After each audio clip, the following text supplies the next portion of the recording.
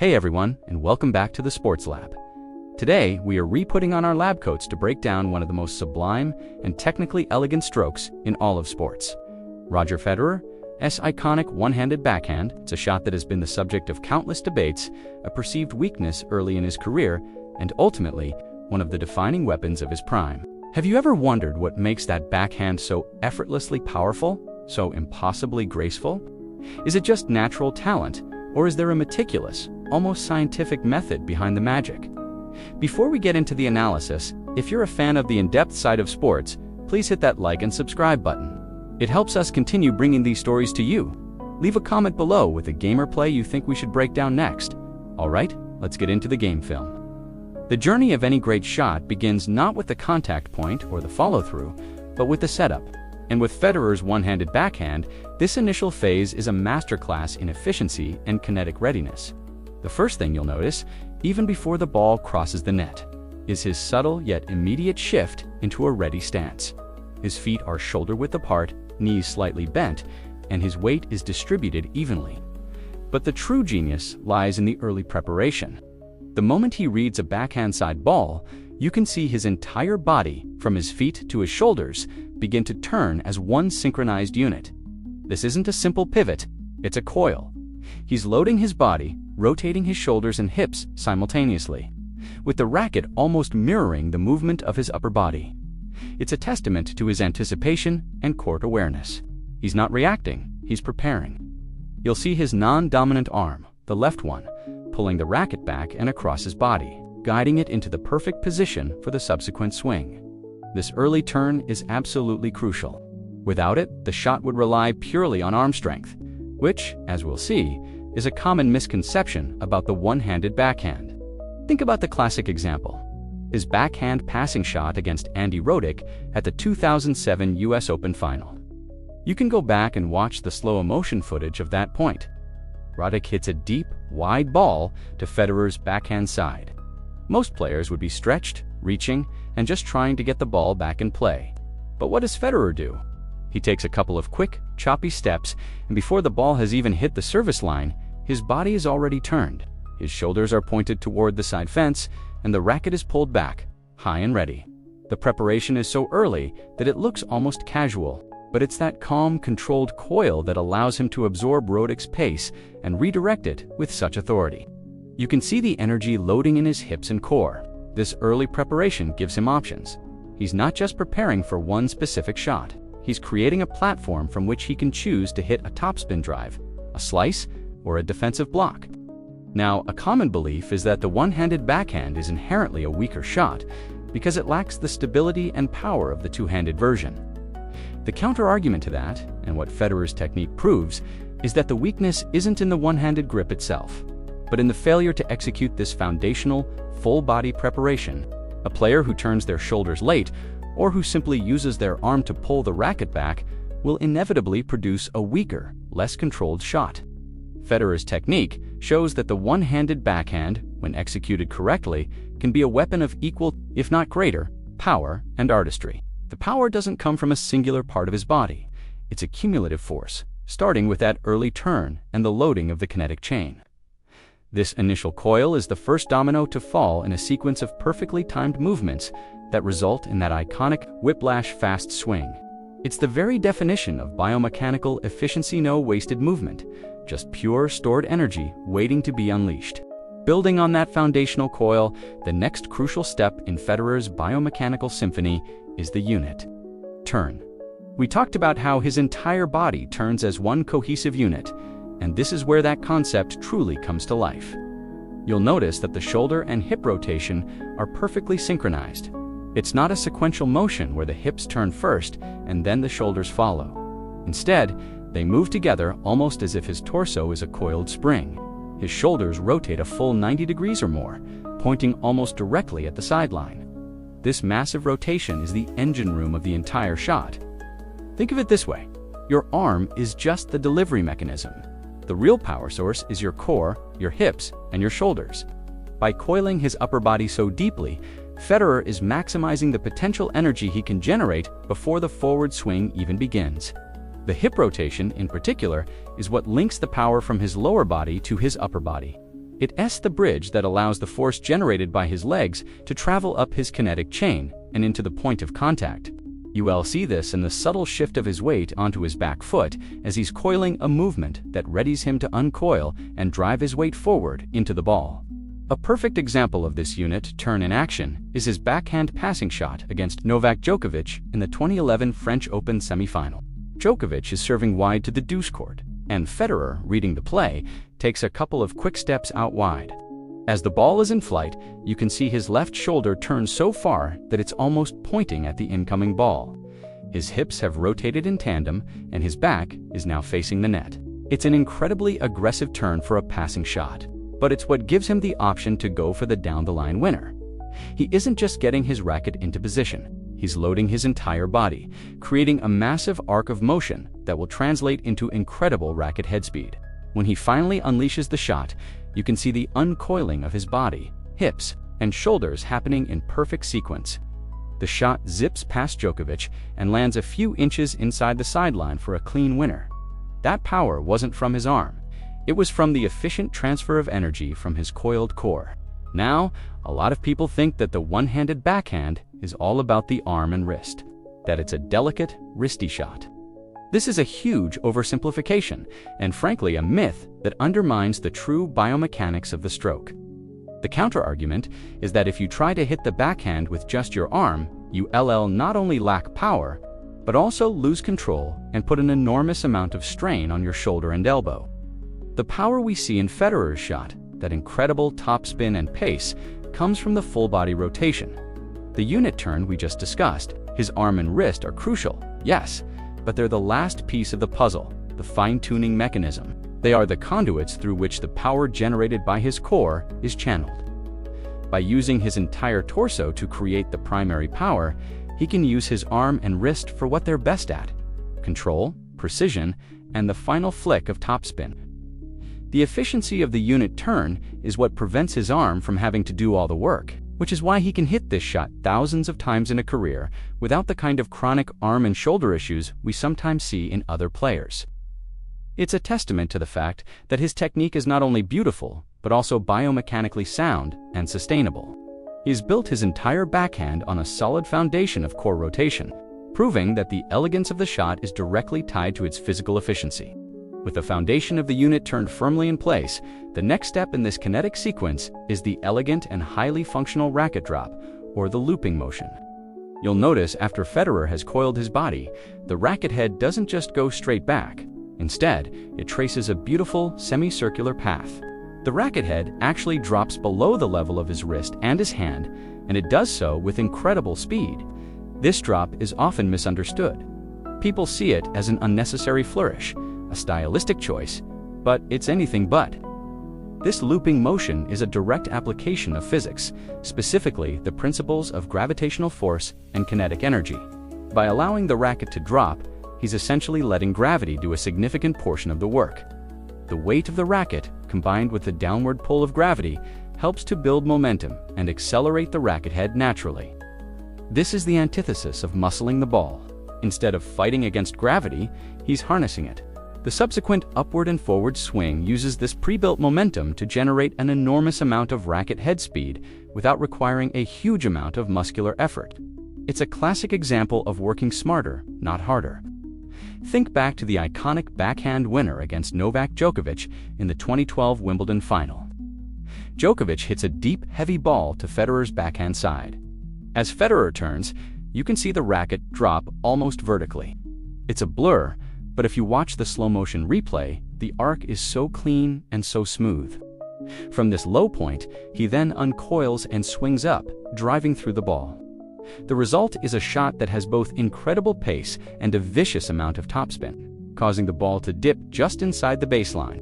That shot wouldn't have had the same zip if he had taken the racket straight back. The loop allowed him to create a longer acceleration path for the racket head, building up speed gradually before the final burst at contact. It's this pre-swing movement that allows him to hit through the heavy ball with such ease. It's a subtle but profound difference from a flat, straight-back, take-back motion. Now, a common counter-argument is that this looping motion makes the shot more complex and therefore more susceptible to error, especially when under pressure. People might argue that a simpler, straighter swing is more reliable. However, the opposite is often true for a player of Federer's caliber. The straight backswing, while seemingly simpler, requires a more abrupt and forceful muscle contraction to generate speed, which can lead to more inconsistencies and a higher risk of misses. The looping motion, by contrast, creates a fluid, continuous acceleration. It's a rhythm-based motion that, once mastered, is actually more consistent because it relies on a natural, gravitational pull rather than a sudden muscle jolt. The fluidity of the swing also gives him more time to adjust his shot mid-swing, whether to add more topspin or change the angle. So, while it may look more complicated, the racket drop is a fundamental part of the shot's efficiency and reliability. It's the second major piece in the kinetic chain, right after the unit turn, and it sets the stage for the explosive power that comes next. It's proof that, in sports, sometimes the most beautiful solutions are also the most biomechanically sound. With the racket drop now in motion, we come to a critical, almost imperceptible detail that separates the good from the great. The grip transition, as Federer performs that early unit turn and the racket head begins its loop. You'll notice he's already making a subtle but crucial adjustment to his grip. He starts in what is typically a continental grip, which is a versatile grip often used for serves and volleys. But for his topspin backhand, he seamlessly transitions to an Eastern backhand grip. This isn't a dramatic change. It's a slight rotation of his wrist and knuckles around the handle. The index knuckle and the heel of his hand move to the top of the racket's handle, placing his hand behind the racket's hitting surface. This subtle shift is what allows him to get underneath the ball and generate the massive amount of topspin that has become a hallmark of his shot. It gives him the ability to control the racket face angle with precision, enabling him to choose between a topspin drive, a slice, or even a flatter shot with a different angle. To see this in action, go back and watch footage from his backhand passing shot against Andre Agassi in the 2005 US Open final. As Agassi hits a deep, angled forehand, Federer's body turns, and his left hand comes off the throat of the racket. In that split second, you can see his right hand rotate on the grip. It's a fluid, intuitive movement that happens so quickly you might miss it, but it's the key to the shot that follows. The Eastern grip allows him to brush up the back of the ball, imparting that heavy topspin that makes the shot dip just inside the baseline. Had he stayed with a continental grip, the shot would have likely been a slice or a much flatter, less controlled stroke. The ability to make this micro-adjustment in the middle of a high-speed rally is a testament to his incredible feel for the ball and his years of practice. It's a skill that requires not just strength, but an extraordinary level of coordination and muscle memory. Now, a common counterargument is that this grip transition adds an unnecessary layer of complexity to the shot. Many coaches advocate for sticking with a single, consistent grip to simplify the stroke and reduce the chance of error. And for many players, that's a valid point. However, Federer's ability to transition between grips gives him an unparalleled level of versatility. The counterpoint is that by having a dynamic grip, he's not locked into a single type of shot. He can hit a hard, flat drive or a heavy topspin winner, all from a similar initial setup. This flexibility is what makes his backhand so unpredictable and effective against the world's best players.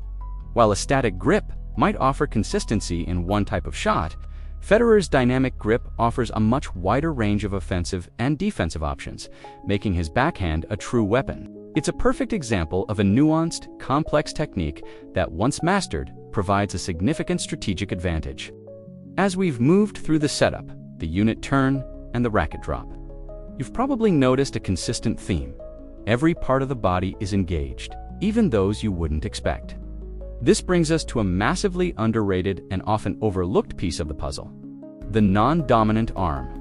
With a two-handed backhand, the non-dominant hand is an obvious and central part of the stroke, but in a one-hander, it's easy to dismiss it once the dominant hand takes over.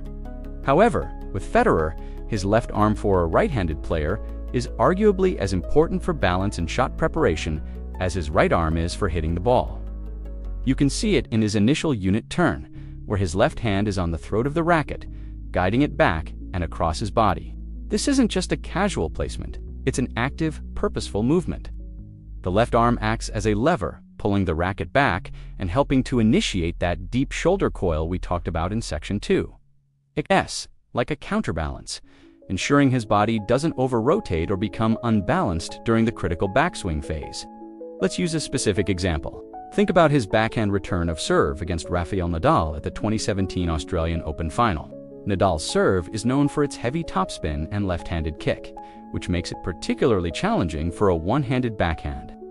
As the ball is coming at him, Federer's left hand is on the racket throat, pulling the entire racket back. You'll notice that as his right arm prepares to swing forward, his left arm extends back and out to the side, almost like he's holding an imaginary object to his left. This movement is absolutely critical. It helps to stabilize his torso and keep his shoulders properly aligned as he uncoils and swings forward. It's a classic example of action-reaction. As the right arm swings forward, the left arm extends backward, creating a perfectly balanced pivot point. Without this counterbalance, his body would be far more prone to spinning open, resulting in a loss of power and control. That beautiful, clean winner he hits down the line on a break point. A huge part of that was the stabilizing work of his non-dominant arm. It looks effortless, but it's the result of incredible physical control. A common misconception is that the non-dominant arm's only role in a one-handed backhand is to take the racket back and then get out of the way. This is a profound misunderstanding of the shot's biomechanics. The counterargument to this idea is that the non-dominant arm is an active participant throughout the entire swing. It's not just a passive helper, it's a dynamic balancer. It continues to move and adjust even after the hand has left the racket, as we saw in the Nadal example. Its movement in the opposite direction of the hitting arm ensures that the player's center of gravity remains stable. This stability is what allows for the explosive acceleration that follows. If you were to hit the shot and just let your non-dominant arm hang by your side, you'd feel your body naturally twist and become unstable. This is because the rotational force of the swing is not being properly counteracted. Federer's technique shows us that the non-dominant arm is an integral part of the shot's overall balance and efficiency, proving that every detail, no matter how small, plays a critical role in the final outcome. It's a key part of the beautiful biomechanics we're here to celebrate. With the upper body's kinetic chain now fully primed, we turn our attention to the ground-level foundation. The footwork? This is where Federer's one-handed backhand truly showcases its adaptability. You'll notice he doesn't use a single static stance for every shot. He fluidly transitions between two primary stances, the closed stance and the open stance. The choice depends entirely on the situation, and his mastery of both is a huge part of what makes his backhand so versatile. The closed stance is his go-to for offensive, power-driven shots. When he has time to set up, you'll see him step in with his non-dominant foot, his left foot, for a right-handed player across his body, so that his hips and shoulders are turned away from the net. His feet are aligned almost parallel to the baseline. This stance provides a solid base from which he can drive his weight forward into the ball, transferring power from his legs and hips directly into the shot. It's the perfect platform for hitting that deep, penetrating topspin backhand down the line or a classic example of the closed stance in action is his backhand winner against Marat Safin in the 2004 Wimbledon semifinal. Safin hits a deep ball to Federer's backhand. Federer takes two quick, precise steps and plants his left foot so that he's fully loaded, his body coiled, his weight is balanced and ready to drive forward. From this position, he unleashes a powerful topspin backhand that lands with a massive thud just inside the court, leaving Safin with no chance. The power of that shot wasn't just in his arm, it was in the solidity of his closed stance and the forward momentum it created. He was able to use the ground to generate force, a concept we'll get into even more detail later. But what about when he's on the run or pushed out wide? That's where the open stance comes in. You'll see him use this stance for defensive or neutralizing shots. In this case, he will keep his feet parallel to the baseline or even slightly open, with his body facing more toward the net. The power in this stance comes from a rotational force, not a forward drive. He pushes off his outside foot, his right foot hand, uses the uncoiling of his core to generate the necessary speed. This is the stance he'll use for backhand slices on the run or to absorb pace from a big server and simply get the ball back into play. A great example of this is his open stance backhand slice against Andy Roddick at the 2009 Wimbledon final. Roddick hits a huge serve out wide, and Federer stretched to the limit. uses an open stance to hit a perfectly placed, low-bouncing slice that neutralizes the point and forces Roddick to hit an uncomfortable volley. He wasn't looking for a winner. He was looking to survive the point, and the open stance was the perfect biomechanical solution. A common belief is that the one-handed backhand is inherently less stable than the two-handed backhand, particularly on the run. The counterargument to this is that Federer's mastery of both the closed and open stance proves the opposite. While the two-handed backhand offers more stability in a static, closed position, the one-handed backhand, when a player has Federer's incredible footwork and balance, can be more versatile on the move. The ability to fluidly switch between the two stances gives him the best of both worlds: a stable, powerful base for offense and a dynamic rotational base for defense. It's not a single shot, it's a system of movements, all working together to solve whatever problem the opponent throws at him. We've been talking about individual parts of the movement, but now it's time to bring them all together and see how they function as a complete system. This is where we introduce the concept of the kinetic chain, the sequential transfer of energy from the ground up, through the body, and into the racket. This principle is the very heart of power generation in any athletic movement, and Federer's one-handed backhand is a textbook example. You'll notice that the sequence of events is always the same, and it always starts with the feet. When he loads into his closed or open stance, he's not just getting his feet in position. He's pushing off the ground, generating what biomechanists call ground reaction force. This force travels up through his legs, is stabilized by his core, and then transferred into his torso.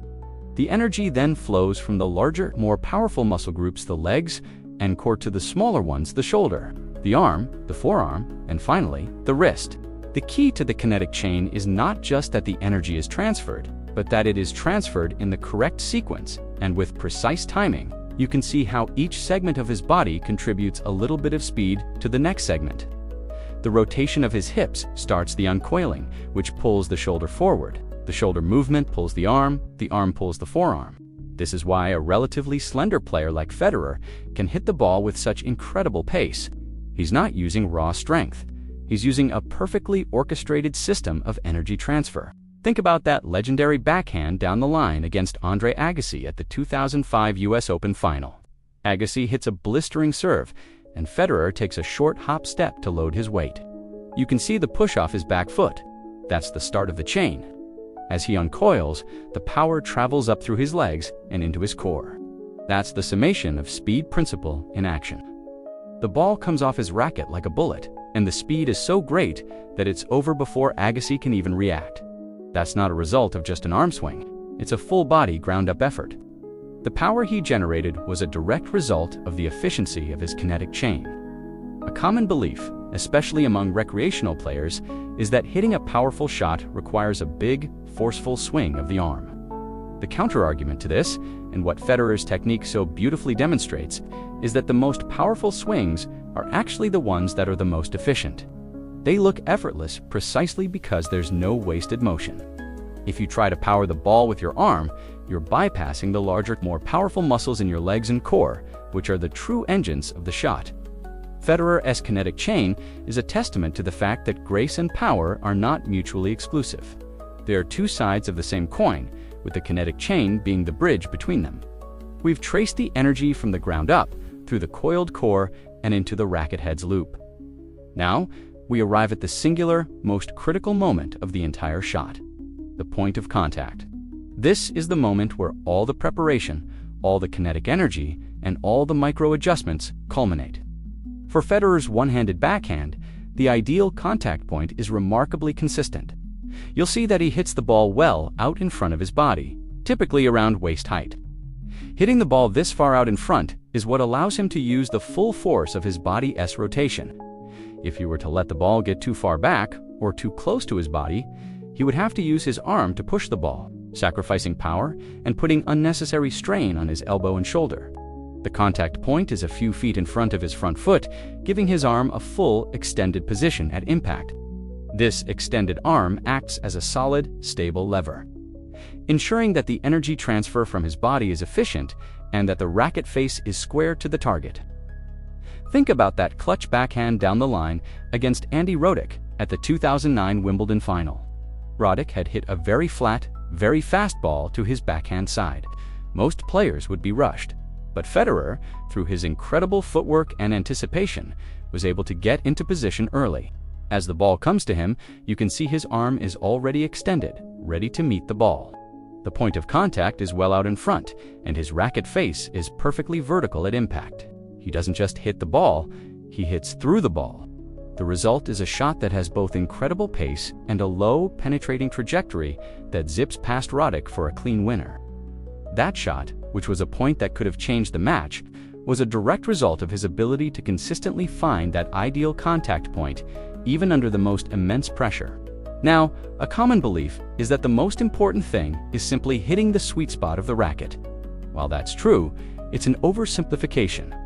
The counterargument is that hitting the sweet spot is useless if the contact point relative to your body is incorrect. You could hit the ball perfectly on the strings, but if you do it too close to your body, or too late, you won't be able to transfer the power you've generated from your kinetic chain. The result will be a weak, deflected shot that lacks depth and control. The point of contact is not just about the racket, it's about the entire body's relationship to the ball.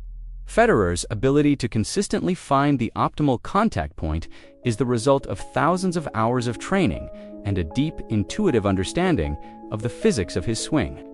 It's the moment where all the previous steps the unit turn, the racket drop, the gripper perfectly synchronized to produce a powerful, precise outcome. It's the culmination of his beautiful biomechanics.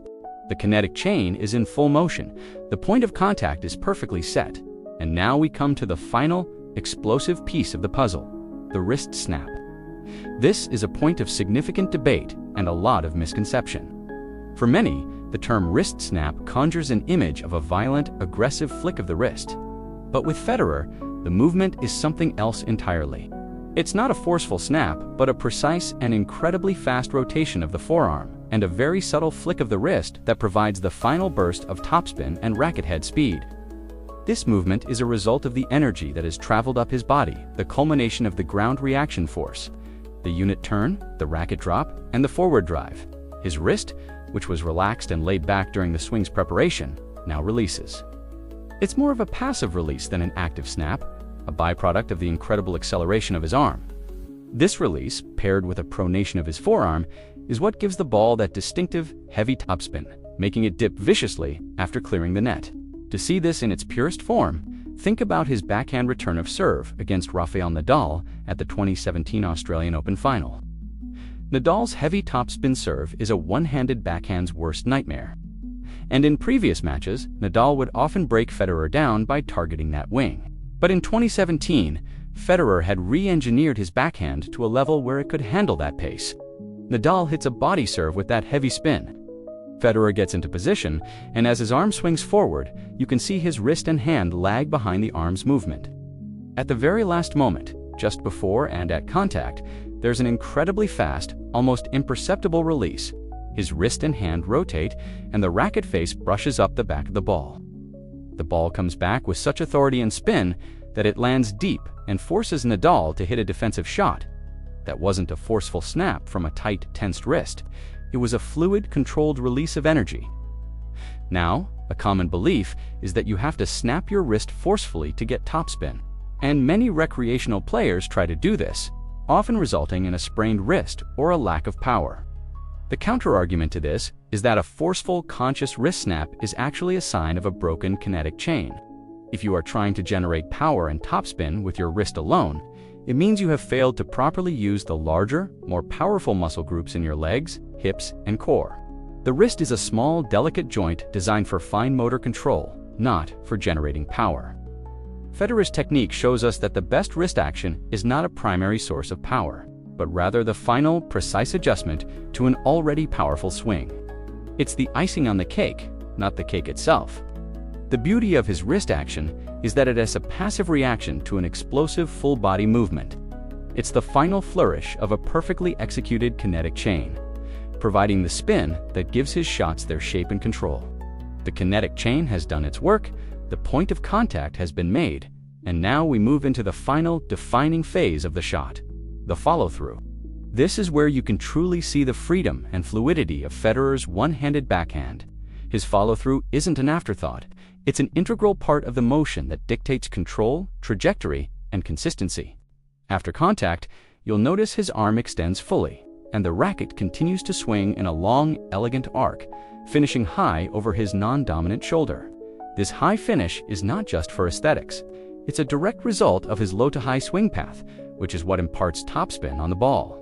The momentum from his body's rotation carries the racket through the hitting zone and up to this high finish. This motion is crucial for several reasons. First, it ensures that he is accelerating through the ball, not decelerating. If the swing were to stop or slow down at contact, the shot would lack power and control. Second, the high finish ensures that his body continues to rotate and unwind in a controlled manner, which helps to dissipate the energy of the swing and prevents injury to the joints and muscles in his arm and shoulder. Think about his backhand winner against Juan Martín del Potro in the 2012 Olympic Games semifinal. It was an epic marathon match, and in one of the crucial moments, del Potro hits a deep, heavy ball. Federer, having already used his unit turn and racket drop, makes contact out in front and then swings with full extension. The follow-through is long and high, with the racket finishing well above his left shoulder. That long, fluid motion allows him to generate the perfect amount of topspin to clear the net with a great margin and land deep in the court, forcing del Potro to hit an uncomfortable defensive shot. That follow-through wasn't just emotion, it was a statement of control and confidence. It showed that even in the most physically demanding moments, his biomechanics remained impeccable. He wasn't muscling the ball, he was letting his full body swing do the work. A common belief is that the follow-through is irrelevant, that all the work is done at the point of contact. This couldn't be further from the truth. The counter-argument is that the follow-through is what defines the shot's shape and depth. A short, abbreviated follow-through is often a sign of a stiff arm, a mistimed swing, or a player who is trying to steer the ball instead of hitting through it. When you see a player's follow-through shorten, it's usually because they are trying to consciously place the ball, which inevitably leads to a loss of pace and a higher rate of error. By contrast, a long, high follow-through is a sign of a confident, fluid swing. It is a commitment to the shot. It tells us that the player has trust in their kinetic chain and is allowing the momentum to carry the racket to its natural endpoint. Federer's follow-through is a perfect illustration of this principle, showing us that the conclusion of the swing is just as important as its initiation. It's the visual representation of a perfectly executed full-body motion, a final, graceful flourish that seals the deal on his beautiful and powerful backhand. So far, we've focused on the aggressive, topspin-heavy drive, but to truly appreciate the genius of Federer's backhand, we need to talk about its defensive and strategic counterpart, the slice. This is where the artistry and variety of his game shines. You'll notice that the biomechanics of his slice backhand are fundamentally different from his topspin shot, and that difference is intentional. While the topspin shot is a low-to-high upward motion, the slice is a high-to-low downward and slightly forward chopping motion. He still starts with that early unit turn and gets into position, but instead of the racket dropping in that beautiful loop, he keeps it high and then cuts down and under the ball. This motion imparts an incredible amount of backspin, which causes the ball to stay low after it bounces, skidding, and often forcing his opponent to hit an uncomfortable shot from below the height of the net. The grip also changes from the topspin backhand's eastern grip back to a continental grip. This is the grip that allows him to open the racket face and slice under the ball. A perfect example of this defensive masterclass is his slice backhand against Rafael Nadal. Nadal's signature weapon is his heavy, bouncing topspin forehand, which for years was designed to exploit Federer's one-handed backhand. But Federer's slice was his perfect counter. Nadal would hit a massive forehand with incredible spin to Federer's backhand side. Federer would get into position, and instead of trying to hit an impossibly difficult topspin shot from shoulder height, he would take a short backswing and hit a smooth downward slice. The ball would then float back to Nadal, bouncing incredibly low and forcing Nadal to bend low and hit up on the next shot, thus neutralizing the point and allowing Federer to reset. It's a shot that requires an incredible amount of touch and control, and Federer's ability to hit it with pace and depth made it a true weapon. It wasn't just a defensive shot. It was a strategic one, designed to change the pace of the rally and force his opponent into an uncomfortable rhythm. Now, a lot of people see the slice backhand as a sign of weakness, an admission that a player can't handle the pace of the incoming ball. They think, why can't he just hit a topspin backhand? He's a professional. The counter-argument to this is that the sliced backhand, particularly Federer's, is a tactical masterpiece. It's not a sign of weakness, it's a sign of a high tennis IQ. Federer doesn't always have to hit the ball with power to win the point. He can change the tempo of the rally, force his opponent to adjust and create opportunities for himself. The sliced backhand is his get-out-of-jail-free card. When he's pushed wide or on the run, it's the most efficient way to get the ball back into play and reset the point. It's also a fantastic shot for a short, sharp change of pace that can throw off an opponent's timing. So while it may not have the highlight reel flash of his topspin drive, the slice is an absolutely integral part of his game, and its biomechanics are a testament to the fact that variety is often a more important weapon than raw power. Now that we've broken down the biomechanics of Federer's one-handed backhand, it's time for a comparative analysis. We're going to contrast his iconic stroke with the most common backhand in modern tennis. The two-handed backhand. This is not about saying one is better than the other, but about understanding the fundamental biomechanical differences and why each is suited for a different style of play. The most obvious difference, of course, is the use of two hands. In a two-handed backhand, the non-dominant hand is a primary power source. It acts as a guide and a driving force, almost like a left-handed forehand for a right-handed player. This creates a much more stable racket face at contact and allows a player to absorb pace and power more easily, which is why it's so dominant in the modern game. The key biomechanical difference lies in the unit turn and the kinetic chain. While a one-handed backhand, as we've seen with Federer, relies on a deep, full-body coil and a long, fluid swing, the two-handed backhand is much more compact. The power comes from a shorter, more explosive rotation of the hips and shoulders. The two hands on the racket also mean the player can get away with less perfect footwork. They can use a wider range of stances, including a very open stance, and still generate significant power and control because the two hands provide a solid base. Think about a player like Novak Djokovic. His two-handed backhand is a masterpiece of efficiency. He can absorb a massive serve, take a short backswing, and redirect the ball with blistering pace. His swing is much more linear and compact than Federer's, a product of needing to deal with the overwhelming pace of modern tennis. Let's compare Federer's backhand to Djokovic's. Djokovic's is a piston, a machine of consistent, reproducible power. He uses his upper body to rip the ball with heavy topspin, and his two hands give him the stability to handle balls hit to his body or those with awkward bounce. Federer's backhand is more of a whip. It has a longer, more elegant swing path, and its power is generated from that full-body coil and the sequential transfer of energy. Because of the single hand, he has to have more precise footwork and timing to get to the optimal contact point we talked about in Section 8. He can't get away with hitting the ball too close to his body. This is a massive trade-off. The two-handed backhand is a marvel of consistent power and defense, while the one-handed backhand, at least in the hands of a master like Federer, is a shot of incredible beauty and variety. A common belief, driven by the numbers, is that the two-handed backhand is simply a superior stroke. The counter-argument is that, while it may be more consistently effective against power players, it sacrifices a certain degree of versatility and reach. Federer's one-handed backhand allows for a greater reach on wide balls, and crucially, a far more natural and effective slice and volley. The transition to the slice, as we discussed in the last section, is seamless. With a two-hander, hitting a slice requires a more significant grip change and is often less effective. Furthermore, the one-handed backhand provides a greater level of disguise on shots, as the backswing for a topspin drive and a slice are very similar in the early stages. So, while the two-handed backhand may be the more practical and dominant choice in the modern game, the one-handed backhand, when executed with Federer's beautiful biomechanics, remains a weapon of immense power and artistry. Building on our discussion of the two-handed backhand as a counterpoint, let us now get into the specific shot that defines Federer's one-handed backhand as a world-class weapon. The backhand down the line? This is the shot that separates the highlight reels from the rest of the game, and its execution is a marvel of precision and timing.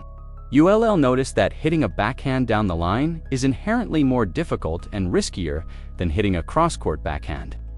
The court is shorter and the net is higher, which means the margin for error is smaller. To hit this shot, Federer makes several micro-adjustments to the biomechanics we've already discussed. First, his unit turn and preparation are even more pronounced. He has to coil his body so that his shoulders and hips are aligned to fire directly down the line, not diagonally across the court. This requires him to get to the ball early and give himself time to adjust his body. A perfect and often cited example is the legendary backhand winner against Rafael Nadal at the 2017 Australian Open final, the one that everyone remembers.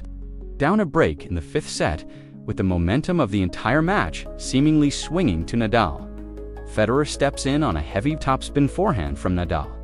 Instead of hitting the safe cross-court slice we talked about, he makes a bold choice. He plants his front foot, loads his body with that deep unit turn, and this is the key. He hits through the ball with a slightly flatter racket face than his topspin cross-court. The kinetic chain is still at work, but the final wrist action and follow-through are geared toward a more direct, linear path. The ball zips past Nadal, catching him completely off guard, and lands right on the sideline. It was a shot of insane difficulty, but it was a direct result of his flawless biomechanics and his willingness to trust his technique under the most extreme pressure. That one shot changed the entire dynamic of the match and ultimately led to his victory. It was a perfect blend of technical execution and strategic audacity. Now, the common belief is that a backhand down the line is a low-percentage reckless shot that players should only attempt when they have a short, easy ball. The counter-argument, and what Federer proves, is that a well-executed backhand down the line is a high-reward shot that can completely change the direction of a rally or a match, even on a neutral ball. It's a way to break a cross-court rally pattern and catch an opponent off guard. By redirecting the pace of the incoming ball down the line, Federer can force his opponent to scramble and play a defensive shot from a difficult position, often opening up the court for the next shot. The risk is high, but when the biomechanics are as perfect as Federer's, the reward is enormous. It's not a reckless shot, it's a calculated risk, a testament to his confidence in his technique and his ability to execute under pressure. It's the ultimate expression of his backhand as a weapon, not just a defensive tool. The last section focused on the offensive, killer shot. But to truly understand the shot's versatility, we need to talk about its use as a shield. The defensive backhand.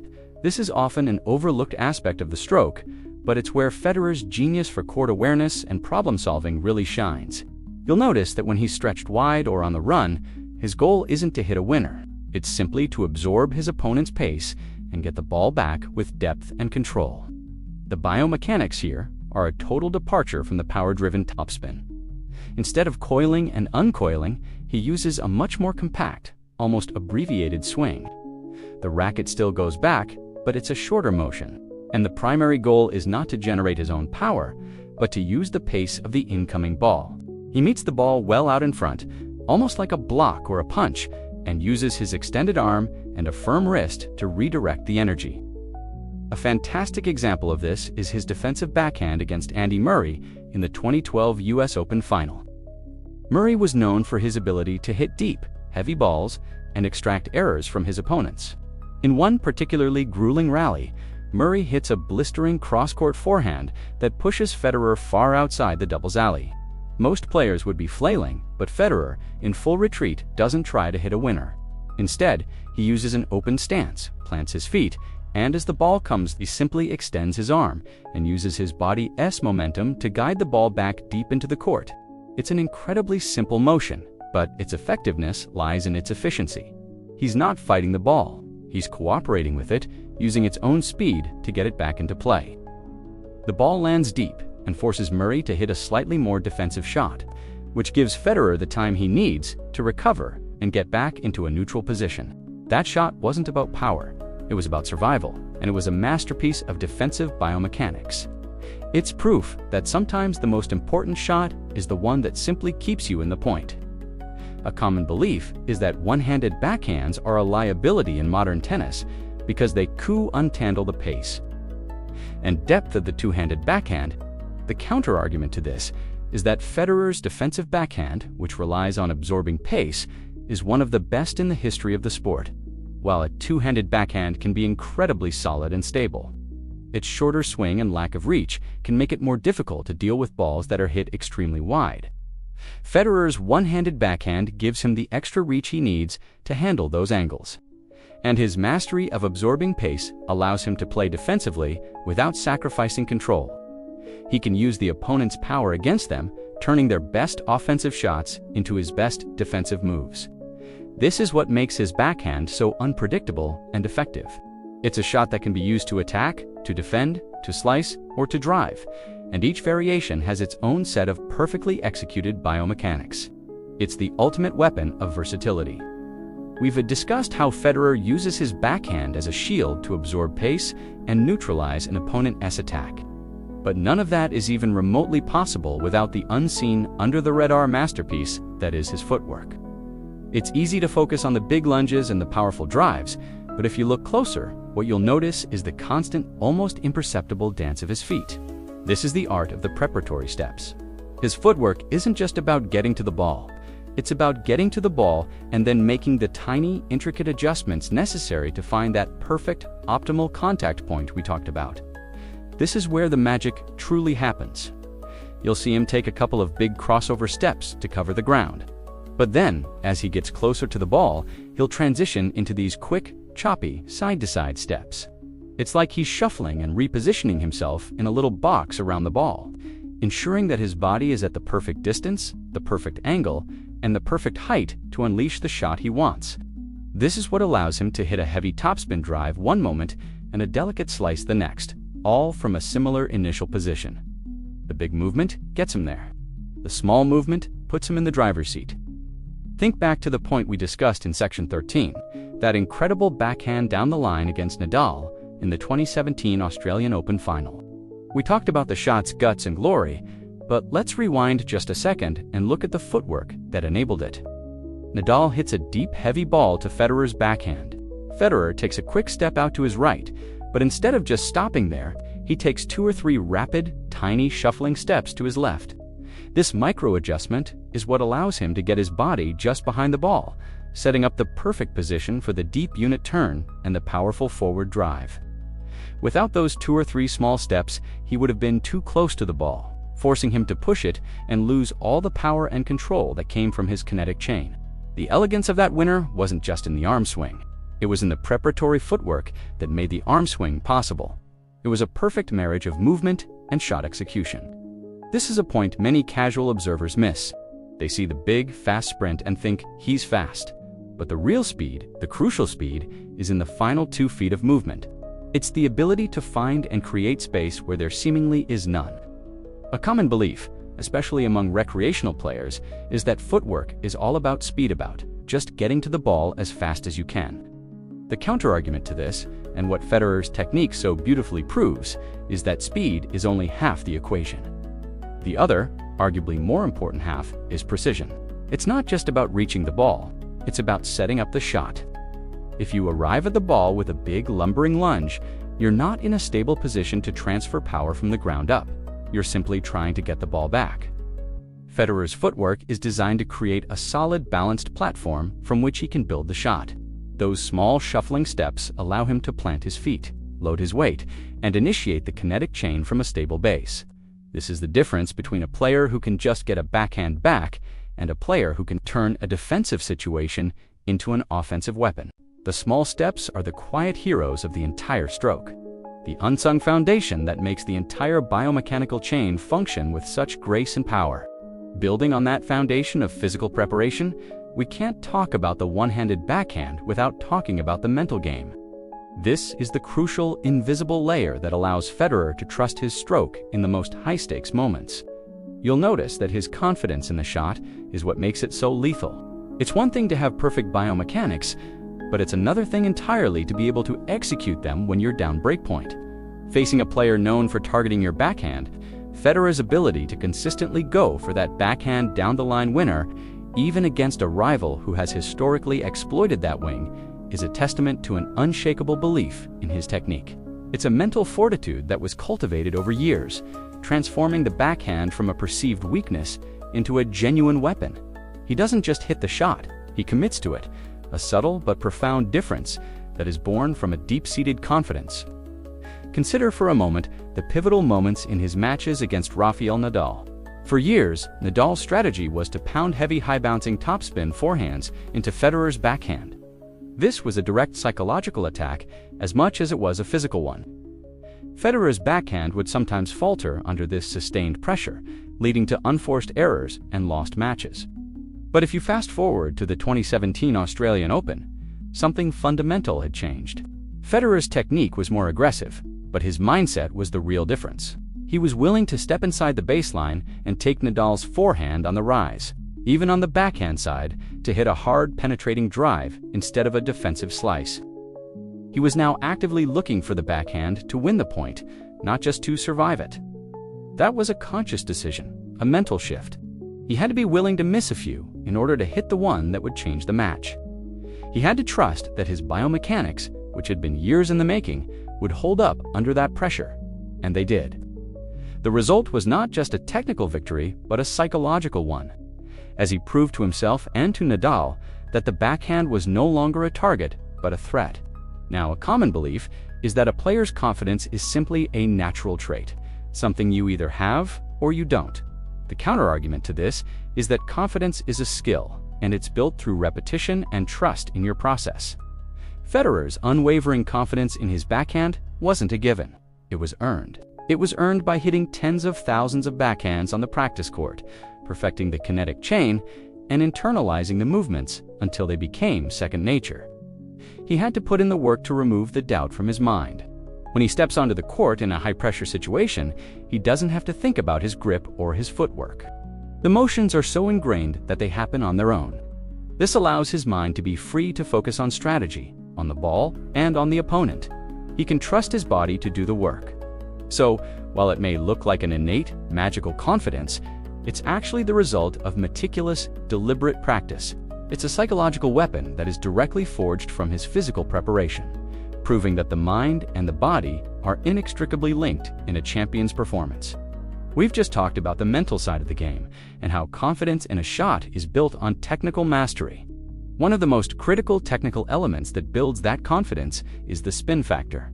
Specifically, the amount of topspin Federer is able to generate with his one-handed backhand, and, crucially, how he uses it. You'll notice that the topspin he creates is not an aggressive, muscle-bound force. It's a deliberate, controlled application of rotational energy. As we discussed with the racket drop and the low-to-high swing path, that upward motion of the racket face against the back of the ball is what imparts the forward spin. This spin is what creates the Magnus effect, a principle of fluid dynamics, where the spinning ball creates a low-pressure zone above it and a high-pressure zone below it. This pressure difference pulls the ball down. So, the ball flies over the net with a high margin of safety, but then dips sharply into the court, landing deep and keeping his opponent on the defensive. This is the magic of topspin. It allows you to hit the ball harder and with a higher trajectory while still ensuring it lands inside the lines. It's a fundamental part of his control.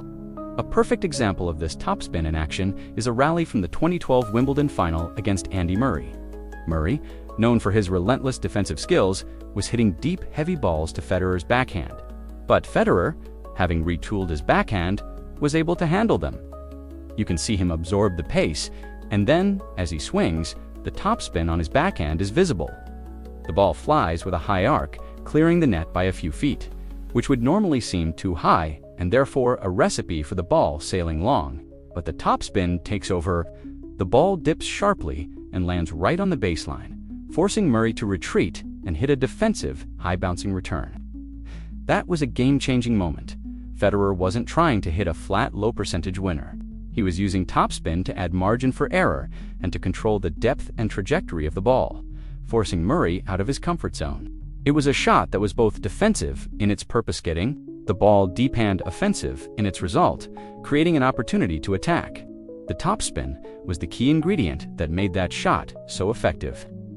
Now, a common belief is that the one-handed backhand simply cannot generate the same amount of topspin as a two-handed backhand.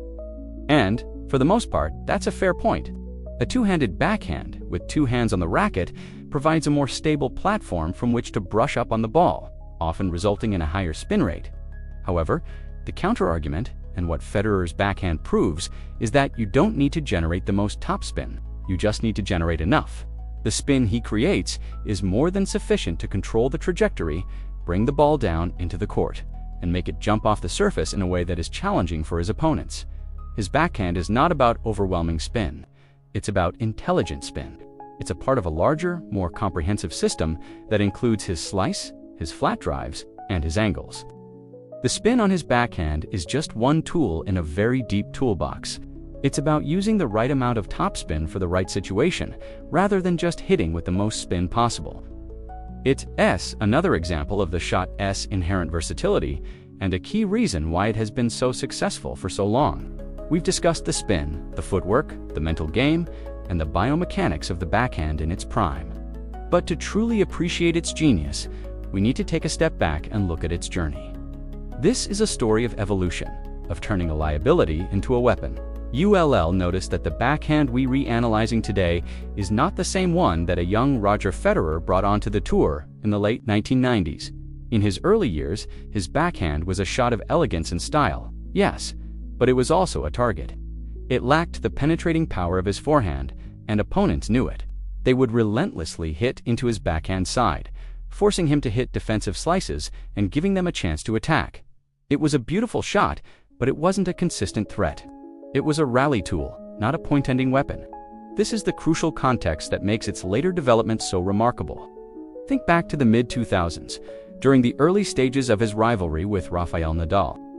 Nadal's primary strategy on clay and hard courts was to use his heavy, bouncing topspin forehand to attack Federer's one-handed backhand.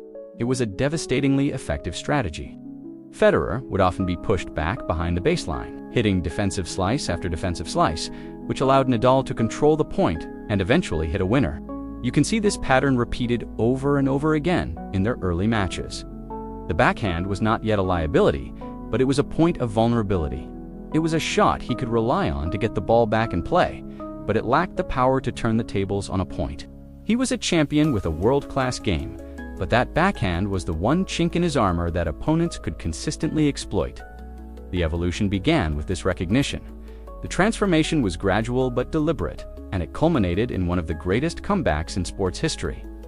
After his 2016 season was cut short by injury, Federer took a long break. During that time, he and his team made a conscious decision to re-engineer his backhand. They knew that if he was going to beat Nadal again, especially on hard courts, the backhand had to become more aggressive. The result was a swing that was shorter, flatter, and more willing to take the ball on the rise, even from a high-bouncing ball. We saw this new backhand in full flight at the 2017 Australian Open. In the final, he was a different player.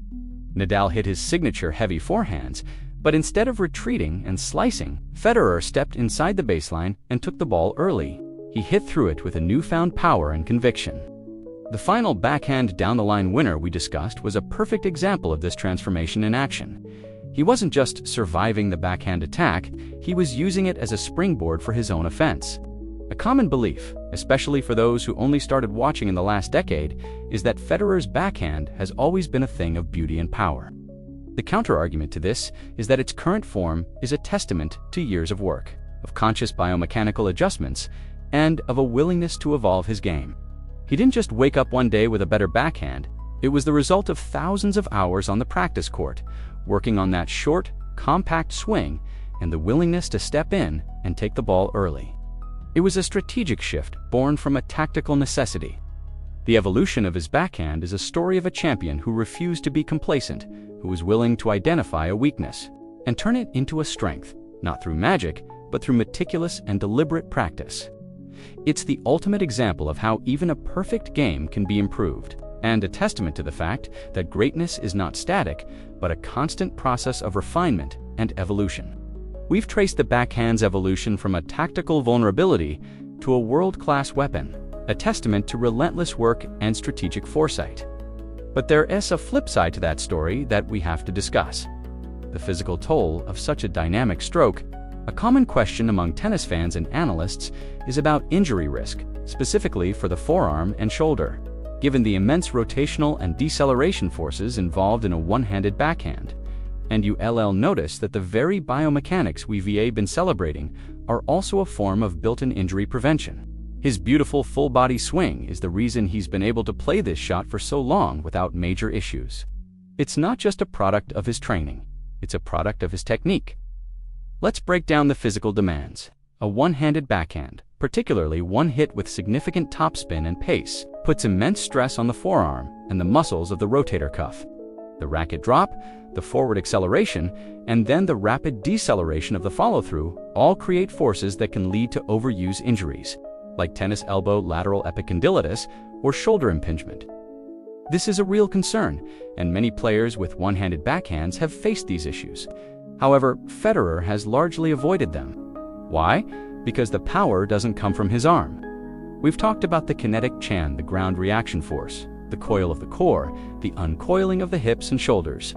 By generating the primary power from these larger muscle groups, the stress on his arm and shoulder is dramatically reduced. His arm is the conduit, not the engine. This means the smaller, more delicate muscles of the forearm and shoulder are not being asked to perform a job they are designed for, to be a primary source of power. Consider his career longevity. For over 2 decades, Federer has played at the highest level, and while he's had knee and back issues, he has never had a significant career-threatening arm or shoulder injury. This is not a coincidence. It is a direct result of his biomechanically sound technique and his meticulous physical conditioning. You can be sure that his off-court training regimen includes extensive work on the stabilizing muscles of the shoulder, like the rotator cuff, as well as exercises to strengthen his forearm and grip. This kind of preventative training is crucial for any one-handed backhand player. But the real insurance policy is the swing itself. The long, fluid follow-through we discussed in Section 10 is not just for power. It's a deceleration tool.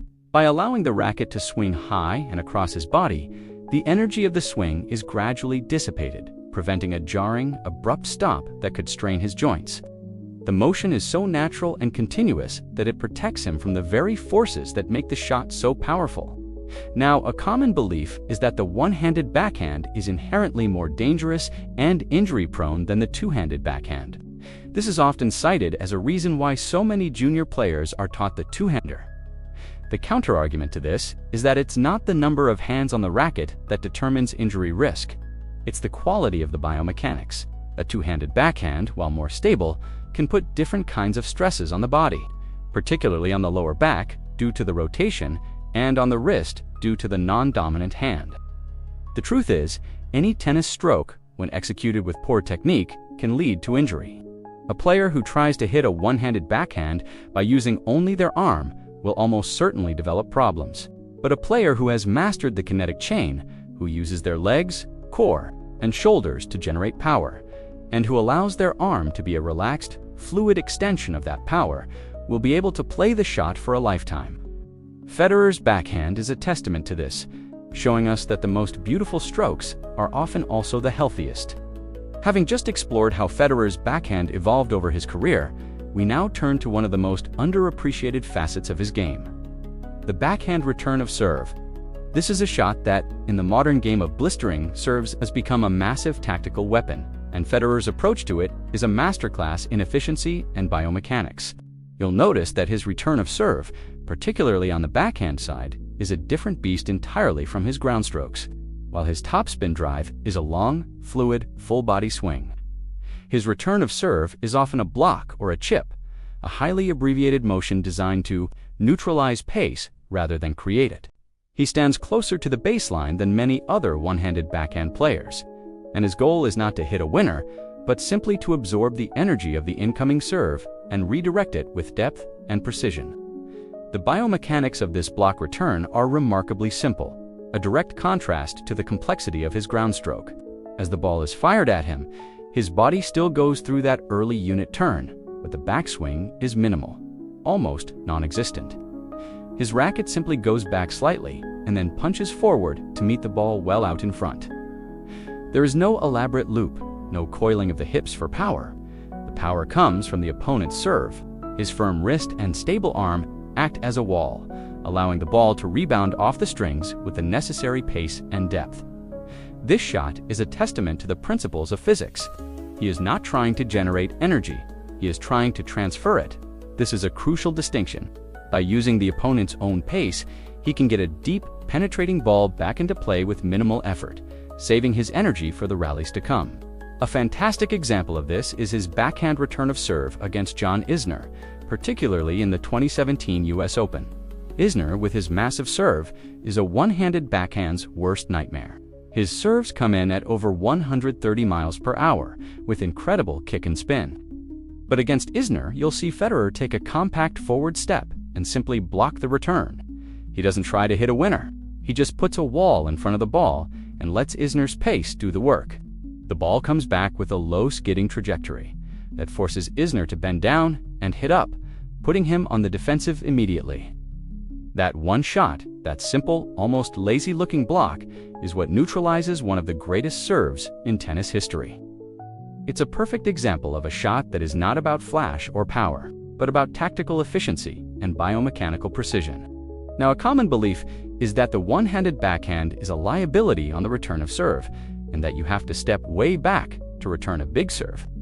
The counter-argument to this, and what Federer proves, is that you can stand close to the baseline and use an abbreviated block return to be effective. While many players with a one-handed backhand retreat to the back fence to give themselves more time, Federer's mastery of the block return allows him to stay aggressive and on top of the baseline. This puts him in a much better position to dictate the rest of the point. He isn't reacting to the serve. He's anticipating it and using his technical skill to turn a defensive situation into a neutral or even offensive one. It's a testament to the fact that his backhand is not a one-trick pony. It can be a powerful drive, a delicate slice, or a simple, elegant block, each with its own perfectly executed biomechanics. It's the ultimate tool of versatility and a key reason for his longevity and success. We've explored the backhand's role as a shield on the return of serve, a masterclass in efficiency. But now, we're going to dive into another scenario where that adaptability is paramount. Handling the low-bouncing ball. This is a challenge for any player, but it's often considered a particular point of vulnerability for those with a one-handed backhand. And yet, when you watch Federer, he handles it with a biomechanical grace that makes the impossible look routine. You'll notice that to deal with a ball that stays low to the ground, he doesn't just bend at the waist. He executes a deep, athletic squat, getting his entire body low to the court. His knees are bent, his hips are down, and his center of gravity is low. This position is absolutely crucial because it allows him to get his racket head below the level of the ball, which is the only way to generate the upward lift and topspin needed to get the ball over the net and into the court. The key to this shot is the upward drive. From that deep squat, he unleashes the kinetic chain we've discussed, but with an even greater emphasis on the vertical component. He pushes off the ground explosively, and the energy travels up through his legs, into his core. The swing path is exaggeratedly low to high, almost like a scoop. The racket face brushes up the back of the ball, imparting that heavy topspin that makes the ball rise sharply to clear the net and then dip back down. It's a testament to the power of his legs and the efficiency of his kinetic chain. The power for this shot does not come from his arm. It comes from the upward thrust of his entire body. It's a shot that looks like pure magic, but it's a direct result of physics and a masterful application of his technique. A perfect example of this is a clay court rally against Rafael Nadal, who, as we know, hits a heavy topspin forehand that kicks up high and then, on a clay court, can bounce incredibly low.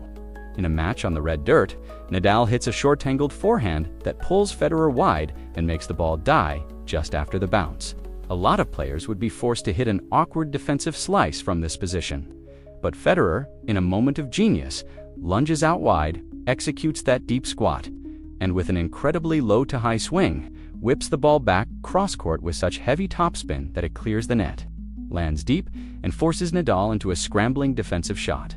That shot, a response to a perfectly executed forehand, turned the rally on its head and showed that Federer's backhand, even on a surface that accentuates its perceived weaknesses, is a world-class weapon. It wasn't a moment of luck. It was a moment of perfect biomechanical execution under pressure. A common belief is that the one-handed backhand is a major liability on clay and other slow surfaces because of the low skidding bounce. The counter-argument to this is that while it is more difficult, a player with perfect biomechanics can use the shot to their advantage. A two-handed backhand, while it can generate power from a lower position, can feel more cramped and less fluid on these low balls. Federer's one-handed backhand, because of its longer reach and the ability to get low and drive up with a fluid motion, can actually be a weapon. The low ball forces him to use his legs and his kinetic chain even more effectively, making his swing even more efficient. It's not a weakness, it's a test of his technique. And as we've seen, his technique is so sound that it can turn a seemingly negative situation into a positive one, proving that his backhand is a solution for every problem the game can throw at him. We just broke down how Federer adapts his backhand for a low-bouncing ball using the squat and upward drive. Now, let's pivot and look at the opposite extreme, the high-bouncing ball. For many one-handed backhand players, a high-bouncing ball that kicks up to shoulder height or above is a defensive nightmare. But with Federer, it's a testament to his versatility and the brilliance of his open stance adjustments. You'll notice that when a ball is coming in high, he doesn't try to execute his full looping topspin drive. Instead, his entire biomechanical chain adjusts for a more compact and explosive shot. The key is his footwork. He'll often use an open stance with his feet parallel to the baseline, which allows him to quickly get into position without needing a long preparatory step. This is a crucial distinction. The open stance allows him to use rotational power from his core rather than relying on a forward drive from a closed stance. From this open stance, the backswing becomes much more abbreviated. He doesn't have the time or the space for that elegant looping racket drop. Instead, the racket is taken back in a more linear path, and he makes contact at or near the peak of the ball's bounce. The contact point is still well out in front of his body, but the entire swing is more compact and geared for a slightly flatter, more direct shot. The power comes from the coiling and uncoiling of his body from that open stance, which transfers energy into a quick, sharp swing. This is the shot he uses to neutralize an opponent who tries to force him back with heavy, high-bouncing topspin. Instead of retreating, he steps in, takes the ball on the rise, and redirects the pace with a clean, powerful swing. The follow-through is often shorter and more across his body, as the primary goal is control and redirection, not a full, high-finishing topspin drive. A fantastic example of this is in his matches against Rafael Nadal, Nadal's signature high-bouncing. Topspin forehand is designed to exploit the very vulnerability we're discussing, but in their later matches, particularly on hard courts, you can see Federer's solution.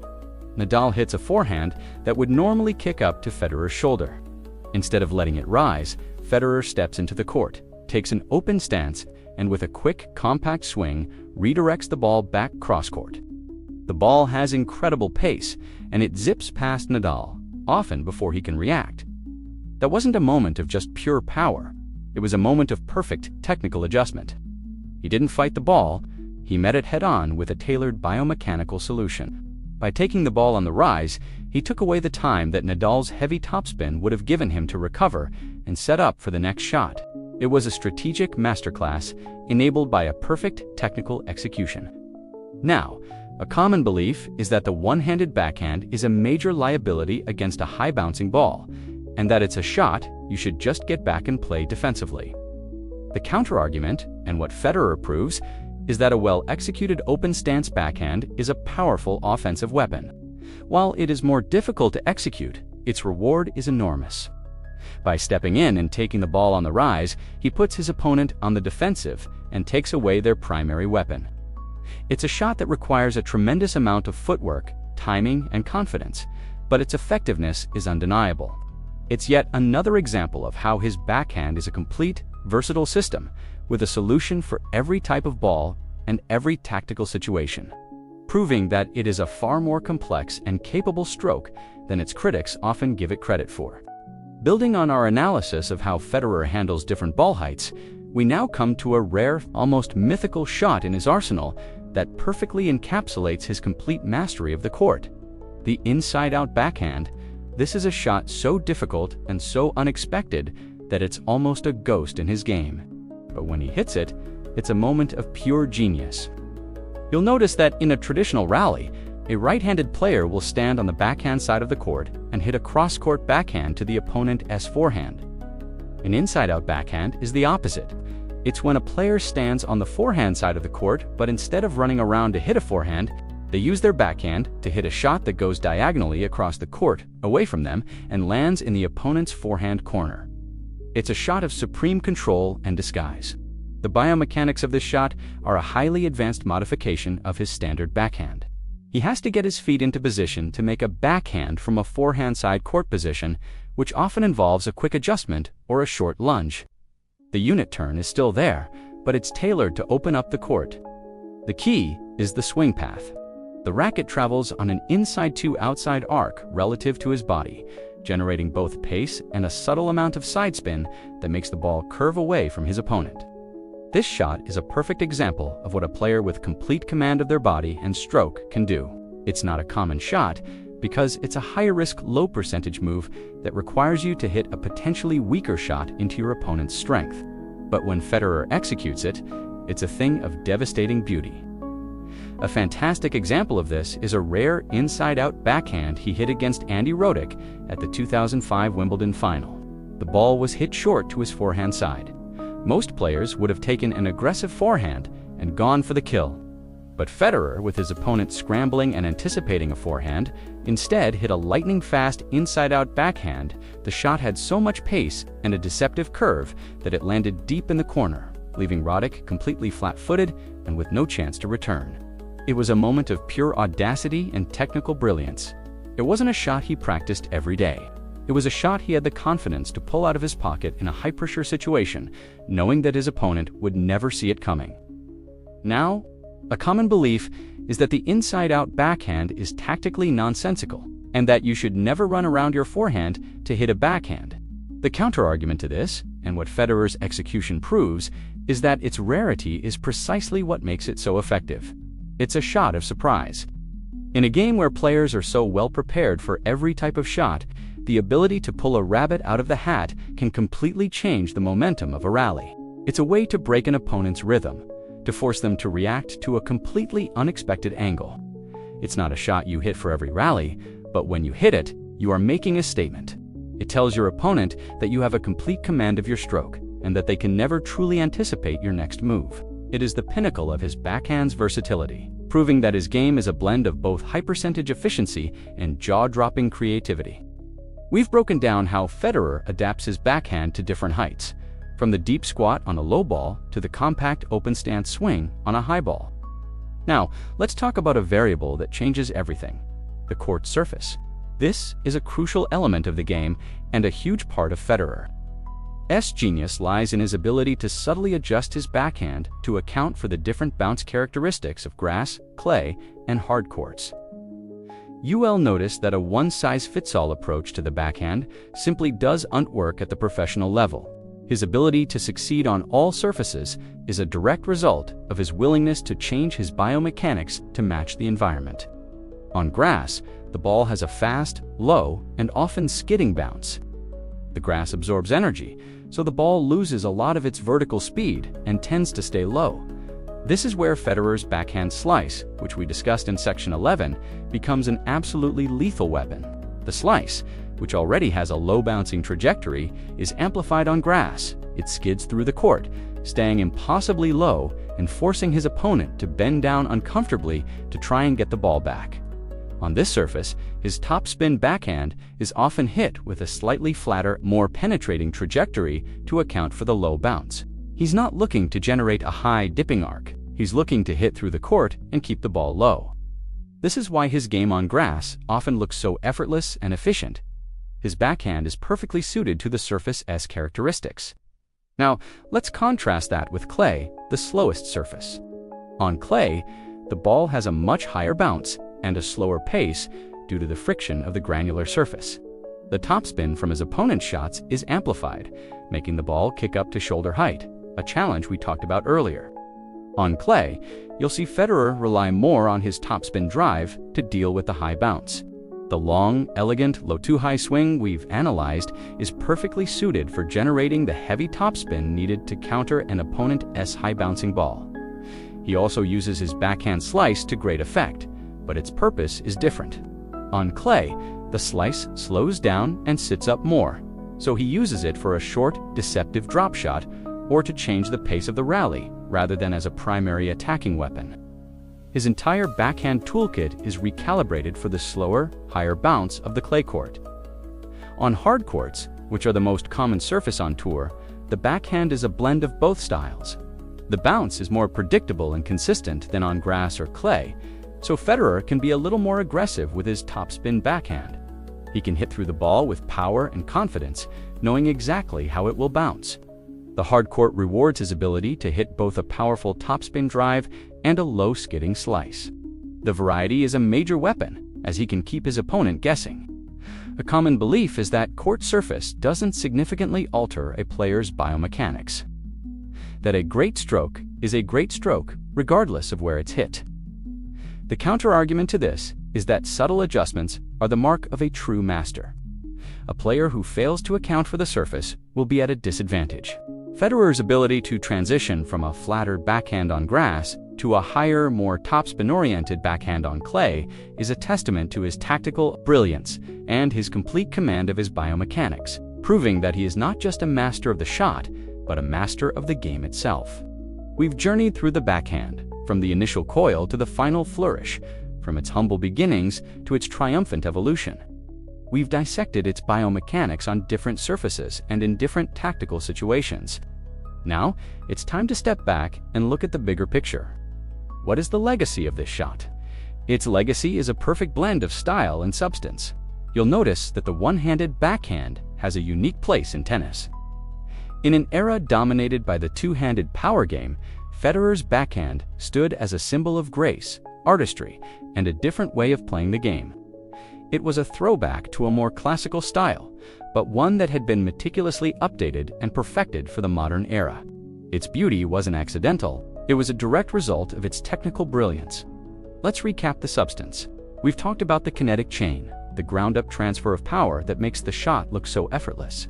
We've explored the deep unit turn of the shoulders and hips, the engine that powers the swing.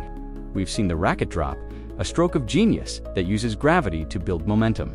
We've discussed the precise point of contact, out in front of the body, and the fluid, high follow-through that ensures control and consistency. We've analyzed its adaptability, from the low-bouncing squat hand drive to the high-bouncing open stance adjustment. From the penetrating topspin to the neutralizing slice, every single one of these elements is a biomechanical solution to a problem posed by the game. The shot isn't just beautiful, it's effective, it's efficient, and it is a testament to the idea that the most powerful movements in sports are often the most graceful. The substance of the shot is its elegance. Its style is its efficiency. The two are not separate. They are one and the same. A great example of this is a collection of his backhand winners from any one of his major titles.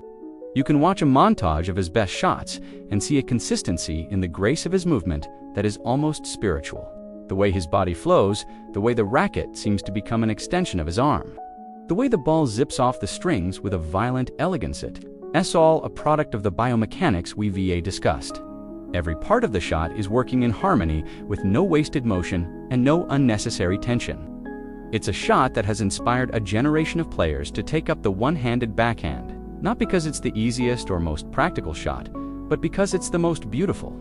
It's a shot that makes you fall in love with the game all over again. Now, a common belief, especially from critics, is that the one-handed backhand, particularly Federer's, is just a pretty shot. They argue that it lacks the power and consistency of the two-handed backhand, and that its appeal is purely aesthetic. The counter-argument to this, and the central thesis of our entire podcast, is that the beauty is a direct result of the substance. A sloppy, inefficient, and mechanically unsound shot can never be truly beautiful. The fact that his backhand looks so effortless is a testament to the incredible amount of work that went into making it so efficient. The fluidity of his swing is a reflection of a perfect kinetic chain. The elegance is a byproduct of its physical perfection. It's a shot that proves that you don't have to sacrifice artistry for effectiveness. You can be both. Its legacy is not just in the titles it helped him win, but in the countless players it inspired, and the way it made us all look at the game with a deeper appreciation for the beauty that lies in its mechanics. It is a masterpiece of both science and art, and a final flourish that will be studied and celebrated for generations to come. That's the final whistle for this episode. We've gone deep into the lab to break down the sheer brilliance of Roger Federer's one-handed backhand, from the coil of his body to the final, elegant follow-through. We hope you'll watch the game footage with a new perspective, seeing not just a great shot, but a symphony of perfectly timed movements, a testament to the seamless blend of art and science in sport.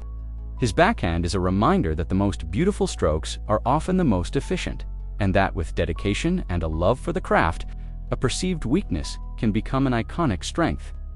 Until next time, keep watching the game.